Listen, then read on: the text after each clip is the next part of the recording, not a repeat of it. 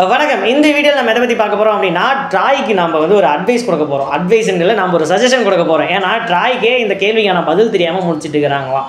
TRAI வந்து Jio Airtel கிட்ட இல்லை நீங்கள் சொல்கிறது தப்பு தான் அப்படின்னு சொல்லிட்டு ட்ராய் சொல்கிறாங்க. ஜியோ ஏர்டெல் என்ன சொல்கிறாங்க அப்படின்னா, அதெல்லாம் இல்லை நாங்கள் சொல்கிறது தான் கரெக்டு அப்படின்னு சொல்லிட்டு ஜியோ ஏர்டெல் வந்து ட்ராய் கிட்ட சொல்லியிருக்காங்க. இந்த ரெண்டு பேர்த்துக்கான பஞ்சாயத்து தீர்வுக்கு வந்துதா அப்படின்னு கேட்டால் கேள்விக்கே பதில் தெரியல அப்படின்னு சொல்லிட்டு அப்படியே ஹோல்ட் பண்ணி நாங்கள் வந்து இதை வந்து கன்சல்ட் பண்ணி நாங்கள் சொல்கிறோம் அப்படின்னு சொல்கிறாங்க. அப்படி என்ன பிரச்சனை வந்து ட்ராய்க்கும் ஜியோக்கும் பதில் தெரியாமல் முடிச்சிட்டு இருக்கு அப்படின்னு சொல்லிட்டு இந்த வீடியோவில் நம்ம பார்க்கலாம். பார்க்குறது மட்டும் இல்லாமல் நீங்கள் இந்த ப்ராடக்டை எந்த கேட்டகரியில் வைப்பீங்க அப்படின்னு சொல்லிட்டு நீங்களும் கமெண்ட் பண்ணுங்க. ஏன்னா யூசர்ஸ் எல்லாமே நாம தான்.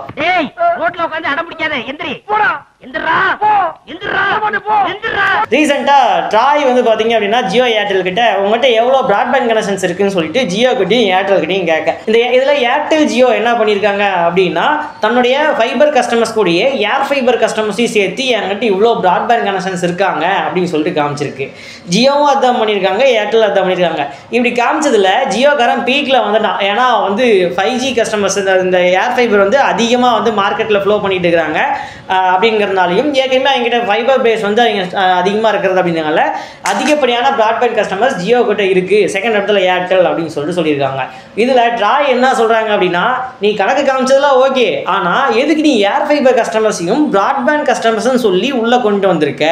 அது வந்து ஒயர்லெஸ் தானே, ஸ்பெக்ட்ரம் யூஸ் ஆகுது இல்லை அப்படின்னு சொல்லிட்டு ட்ராய் வந்து கேள்வி கேட்க, இதே கேள்வியை ஏர்டெல் ஜியோ ரெண்டு பேர்த்தையுமே கேட்டிருக்காங்க. இந்த ரெண்டு பேர் என்ன பண்ணியிருக்காங்க அப்படின்னா, இன்டர்நேஷனல் டெலிகம்யூனிகேஷன் யூனியன் அப்படின்னு சொல்லிட்டு உலக அளவில் ஒரு யூனியன் இருக்குது. அவர்கள் என்ன சொல்லியிருக்காங்க அப்படின்னா, இந்த ஃபிக்ஸ்டு ஒயர்லெஸை வந்து அவங்க வந்து பிராட்பேண்ட் கேட்டகரியில் வச்சுருக்காங்க.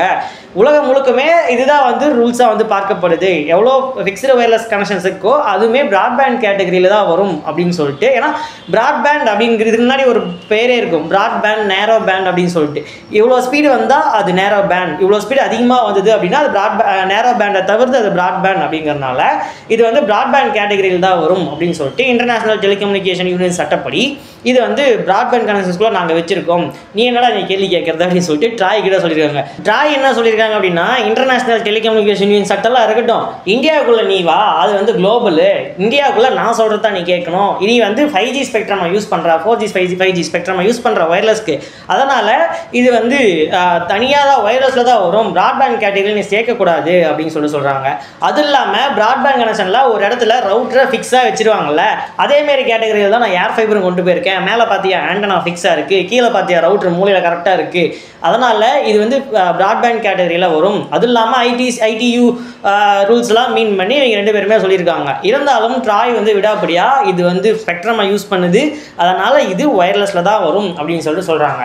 நீங்கள் என்ன நினைக்கிறீங்க? இது வந்து இது ஃபிக்ஸ்டு ஒயர்லெஸ் ஆக்சஸ் வந்து பிராட்பேண்ட் கேட்டகரியில் வருமா வராதா அப்படின்னு நீங்கள் என்ன நினைக்கிறீங்க? என்னோடய பர்சனல் எக்ஸ்பீரியன்ஸ், அதாவது ரீசெண்டாக ஒரு 2 மாதம் முன்னாடி ஒரு லைவ் ப்ரோக்ராம் ஒன்று பண்ணோம், ஒரு ஸ்கூல் ஃபங்க்ஷனு. சீஃப் கெஸ்ட்லாம் ஒரு அரசியல்லேருந்துலாம் வந்திருந்தாங்க.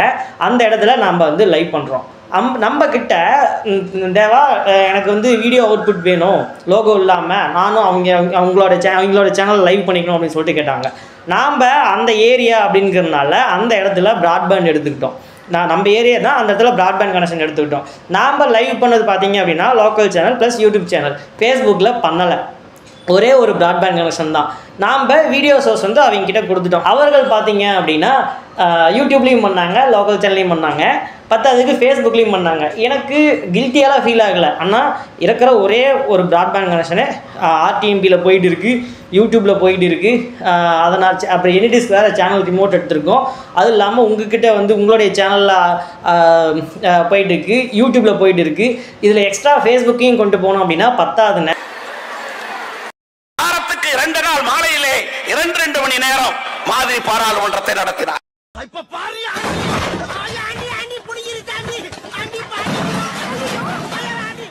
ஏதாச்சும் லேக் ஆகிறதுக்கு சான்ஸ் இருக்குது.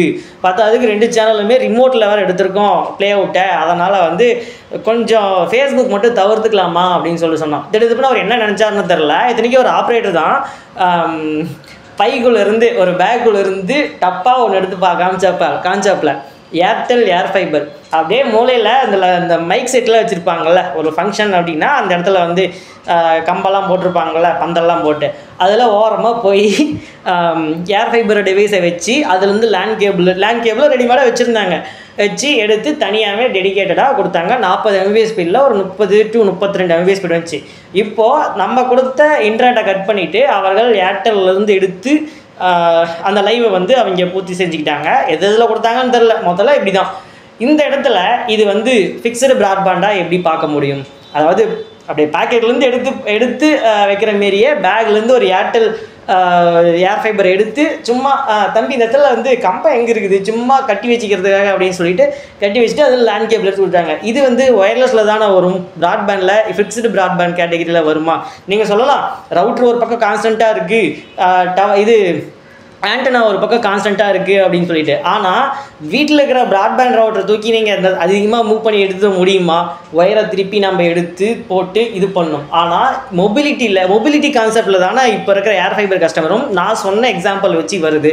இது வந்து எப்படி வந்து ப்ராட்பேண்ட் கனெக்ஷன்ஸ்குள்ளே சேர்க்க முடியும் அப்படின்னு சொல்லிட்டு எனக்கு ஒரு கேள்வி எழுது.